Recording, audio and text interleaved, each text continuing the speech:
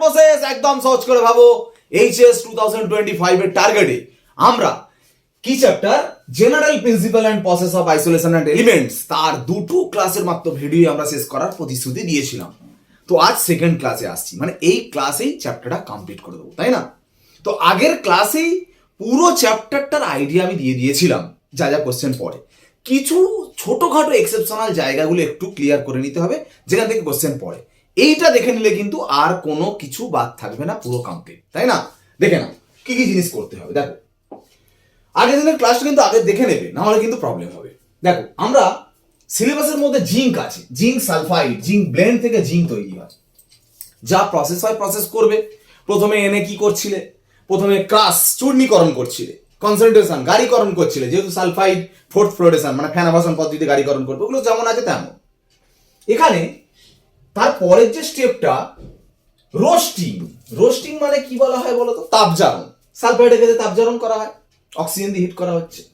তারপরে carbon reduction করা হয়, কার্বন রিডাকশন করা হয়েছে। তো একই তো ব্যাপার হলো, আলাদা করে আজকের ক্লাস দেওয়ার দরকার কি ছিল? এখানটা একটু ব্যাপার কি, দেখো রোস্টিং করার সময় আমরা বলছি অক্সিজেনটা কন্ট্রোল করব, নিয়ন্ত্রিত অক্সিজেন ব্যবহার করছি। টেম্পারেচার 800 ডিগ্রি সি টেম্পারেচারের উপরে নিচ্ছি। এটা কেন, যদি কোশ্চেন এরকম থাকে? অ্যাকচুয়ালি জিঙ্ক সালফাইডে অক্সিজেন দিলে জিঙ্ক অক্সাইড হয়। আমাদের তো তাপজারণ বা রোস্টিং এর উদ্দেশ্য তাই ছিল, অক্সাইড বানানো। দেখো অক্সাইড হয়ে গেছে। কিন্তু অক্সিজেন যদি একটু বেশি পড়ে যায় তখন কিন্তু জিঙ্ক সালফাইড, অক্সিজেন বেশি পড়ে গেলে তখন কিন্তু তৈরি হয়ে যায় জিঙ্ক সালফেট, যেটা ক্ষতিকর। কেন ক্ষতিকর? কারণ জিঙ্ক সালফেট আবার পরের স্টেপে যখন কার্বন রিডাকশন করবে সে আবার চেঞ্জ হয়ে জিঙ্ক সালফাইডে পরিণত হবে। জিঙ্ক সালফেট থেকে তুমি জিঙ্ক অক্সাইড বানাতে চাইছো, একটু অক্সিজেন বেশি চলে গেলে জিঙ্ক সালফেট হয়ে গেলে সেটা আবার জিঙ্ক সালফাইডে ফিরে যাচ্ছে। তাহলে জিঙ্ক তো নষ্ট হচ্ছে অ্যাকচুয়ালি। সেই জন্য অক্সিজেন বেশি দেওয়া যাবে না, যেন কন্ট্রোল, নিয়ন্ত্রিত অক্সিজেন ব্যবহার করবে। ইন কেস ধরো অক্সিজেন বেশি চালিয়ে দিয়েছে, তাহলে কি তোমার জিঙ্কের ফ্যাক্টরি শেষ হয়ে গেল? জিঙ্কের ফ্যাক্টরিতে জিঙ্ক তৈরি কি বন্ধ হয়ে যাবে?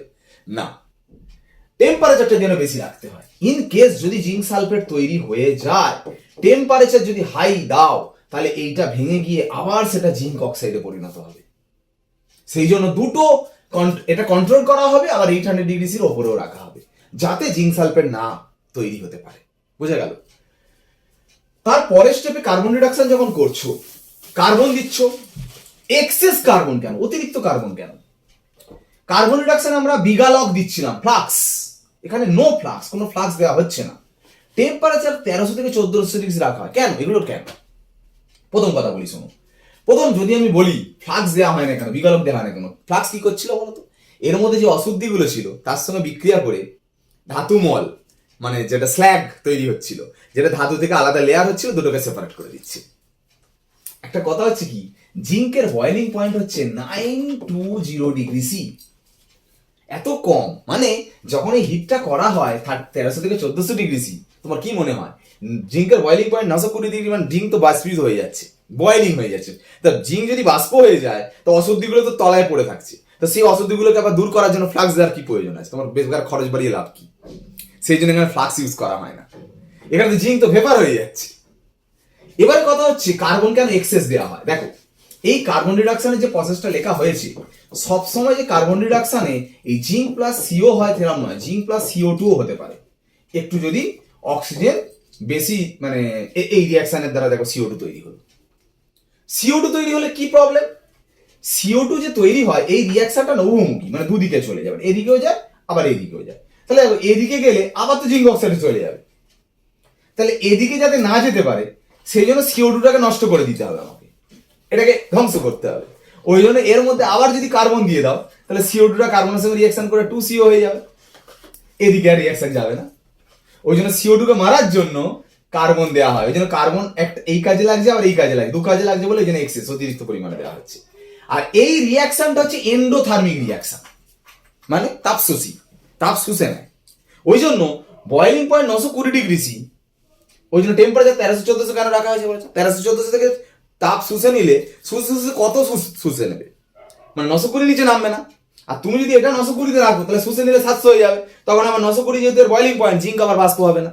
মানে এমন একটা টেম্পারেচারে রাখা হয়েছে তাপ শুষে নেওয়ার পরে যেন 920-র ওপরে থাকে, যাতে জিঙ্ক বাষ্প হয়, নাহলে জিঙ্ক বাষ্প হবে না। বোঝা গেল ব্যাপারটা? তো যাই হোক, যে জিঙ্কটা পেলে সেই জিঙ্কটাকে বলা হয় স্পেল্টার জিঙ্ক।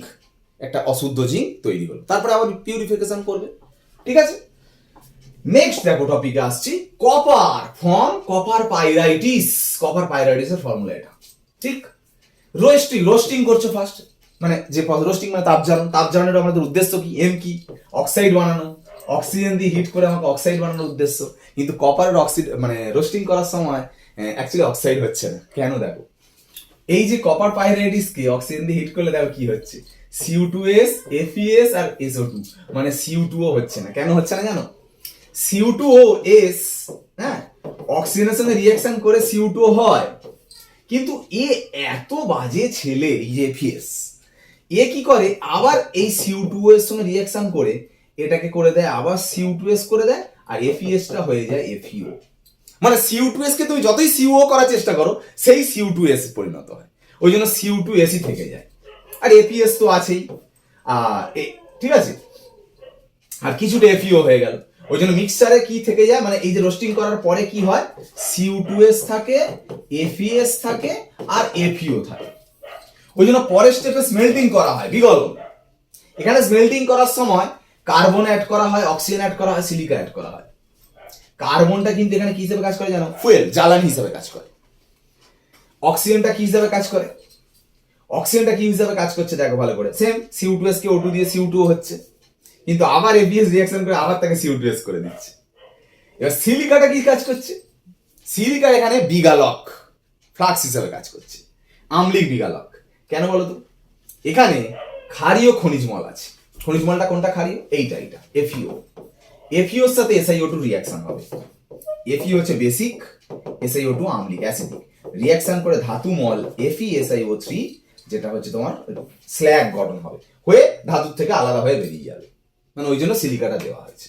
কিন্তু একটা কথা মাথায় রাখো, এইটা যে দিলে, এটা দেওয়ার পরে সিলিকা নয় FeO এর সঙ্গে FeSiO3 হয়ে বেরিয়ে গেল, কিন্তু সেই জায়গায় এই দুটো মিশে আছে। আলটিমেট এই স্মেল্টিং করার পরে দেখো সেই Cu2s আর FeS থেকে যাচ্ছে, Cu2O আর হচ্ছে না, কারণ এই FeS মিশে আছে বলে। এটাকে বলা হয় ম্যাট। ভেরি ভেরি ইম্পর্টেন্ট, পরীক্ষা আসার প্রচুর চান্স। Cu2s আর FeS এর মিক্সচারকে ম্যাট বলে, কপার ম্যাট বলে। তারপরে স্টেপে আবার অক্সিজেন, আবার সিলিকা দাও, অক্সিজেন দিয়ে যাও যতক্ষণ পর্যন্ত FeS, সব FeS FeO হয়ে যাবে। সব FeS, এখানে লাস্ট বারে অক্সিজেন দিলে কি হবে, FeS গুলো সব FeO হয়ে যাবে। আর FeS নেই, তখন এবার Cu2s টা Cu2 হওয়ার চান্স আছে। মানে এই লাস্ট স্টেজে কি হয়, লাস্ট স্টেজে যে অক্সিজেন দিয়ে সিলিকা দিলে, এইটাতে এইটা দিলে, তো দিলে কি হয় বলতো, সব FeS গুলো কি হয়ে গেল, অক্সিজেনের সঙ্গে রিঅ্যাকশন করে সবগুলো FeO হয়ে গেল। আর সিলিকার যেটা দিয়েছো সেটা এর সঙ্গে রিঅ্যাকশন করে FeSiO3 ধাতুমল হয়ে বেরিয়ে চলে গেল।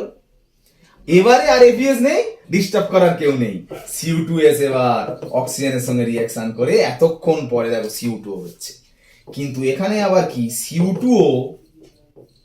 Cu2s এর সঙ্গে রিঅ্যাকশন করে কপার আর সালফার ডাইঅক্সাইড তৈরি করে।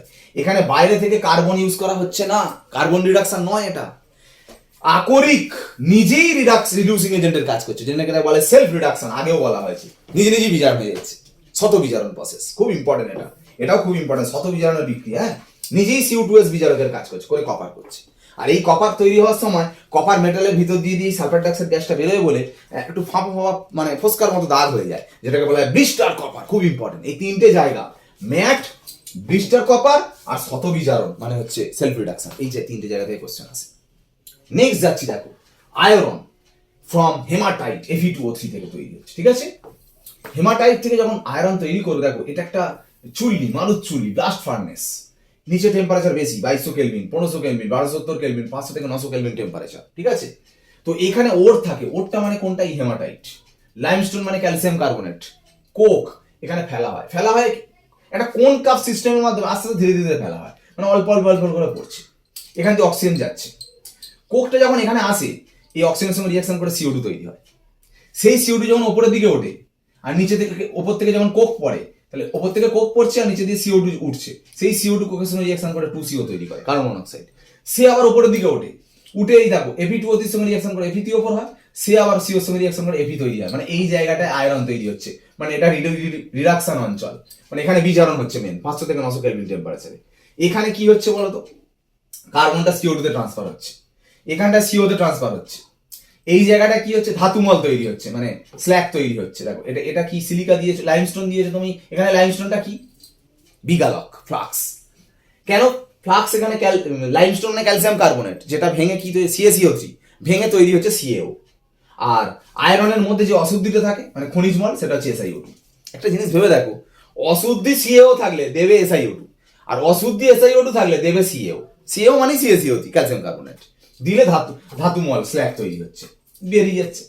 আর যে আয়রনটা গলিত অবস্থায় তৈরি হচ্ছে সেই আয়রনটাকে বলে কাস্ট আয়রন। সেই কাস্ট আয়রনের মধ্যে এইগুলো মিশে থাকে, দেখো ম্যাঙ্গানিজ, সিলিকন, সালফার, কার্বন, এত কিছু অশুদ্ধি। ওই জন্য সব থেকে অশুদ্ধ আয়রন হচ্ছে কাস্ট আয়রন। কাস্ট আয়রনকে যখন অক্সিজেন দিয়ে হিট করবে, এই অশুদ্ধিগুলো সব দূর হয়ে যাবে। কিভাবে, অক্সিজেন দিয়ে যখন হিট করবে, দেখো ম্যাঙ্গানিজ অক্সিজেনের সঙ্গে রিয়াকশন করে ম্যাঙ্গানিজ অক্সাইড করবে, সিলিকন অক্সিজেনের সঙ্গে রিয়াকশন করে কি করবে, SiO2। এরা নিজেরা দুজনে রিয়াকশন করবে, করে কি করবে, ধাতুমল করবে, MnSiO3 হয়ে বেরিয়ে যাবে ধাতু। ধাতু আর ধাতুর মল আলাদা লেয়ার গঠন করবে, হলো। সালফার ওটুর সঙ্গে রিয়াকশন করে সালফার ডাইঅক্সাইড হয়ে বেরিয়ে যাবে, কার্বন অক্সিজেনের সঙ্গে বিক্রিয়া করে CO হয়ে বেরিয়ে চলে যাবে, সবই বেরিয়ে চলে গেল। একদম পিওর আয়রন পেলে, যেটা বলে রট আয়রন, একদম পিওর আয়রন। সেই পিওর আয়রনের মধ্যে সামান্য একটু অশুদ্ধি মেশালে, যেটাকে স্পাইজেল বলে, খুব ইম্পর্টেন্ট। স্পাইজেল কি করে নেবে, কাজ কি, স্টিল হবে। মানে সব থেকে অশুদ্ধ হচ্ছে কাস্ট আয়রন, বিশুদ্ধ হচ্ছে রট আয়রন, আর একটু অশুদ্ধ, সামান্য অশুদ্ধ হচ্ছে স্টিল। স্টিল করার জন্য সামান্য আবার অশুদ্ধি স্পাইজেল হিসাবে মেশানো হচ্ছে। এখানে স্পাইজেল কি পরীক্ষা আসে, বুঝে গেল? এইখান থেকে যে এই পর্যন্ত এই প্রসেসটার নাম হচ্ছে অ্যাসিড বিসিমার প্রসেস। অ্যাসিড বিসিমার প্রসেস, আর এটা মারুচ্চুলিত বিক্রিয়া বা ব্লাস্ট ফার্নেসের রিয়াকশন, বুঝে গেল?